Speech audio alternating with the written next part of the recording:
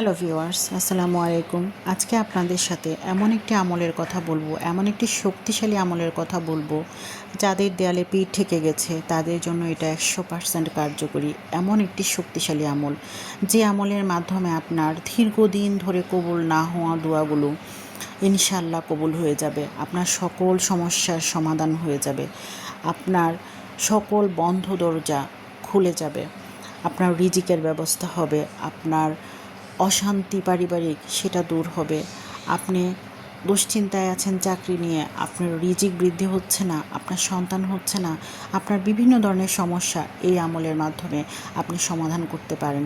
এটা একটা পরীক্ষিত আমল, আমি নিজে অভিজ্ঞতা দিয়ে আপনাকে বলছি।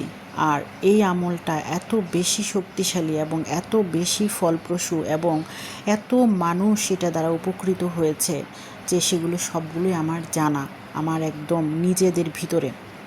এই আমলের মাধ্যমে এত কঠিন সমস্যা নিয়ে এই আমলটা করেছে এবং এই সমস্যা থেকে সমাধান পেয়েছে। আল্লাহ যত সমস্যা দিয়েছেন তার সব কিছু সমাধান দিয়েছেন। আমরা ছোট ছোট আমলগুলোর মাধ্যমে আমরা ইচ্ছা করলেই আমরা সেই সমস্যার সমাধান আল্লাহর থেকে চেয়ে নিতে পারি।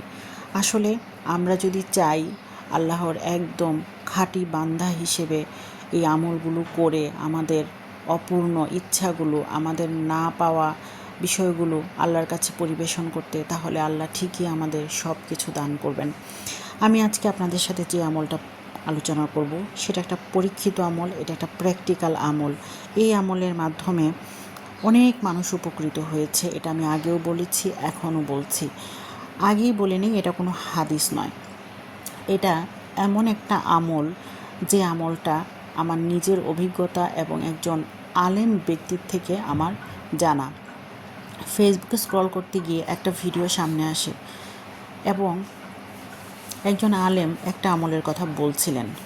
তো আমি চিন্তা করলাম যে অনেক আমলই তো জীবনে করেছি, আচ্ছা ওনার আমলটা না হয় করে দেখি। বারবার এটা সামনে আসছিল, তো আমি কিউরিয়াসলি এই আমলটা খুব ভালোভাবে আমি খাতায় লিখে নিই।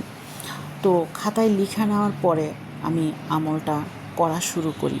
আর এই আমলটাই আমার পরিচিত আরও 4 থেকে 5 জন করা শুরু করেছে, তারা সবাই ফল পেয়েছে। ওয়াল্লাহি ওয়াল্লাহি ওয়াল্লাহি, আমি আমলটা করার পর এত দ্রুত ফল পেয়েছি যা কল্পনা করেও শেষ করা যাবে না।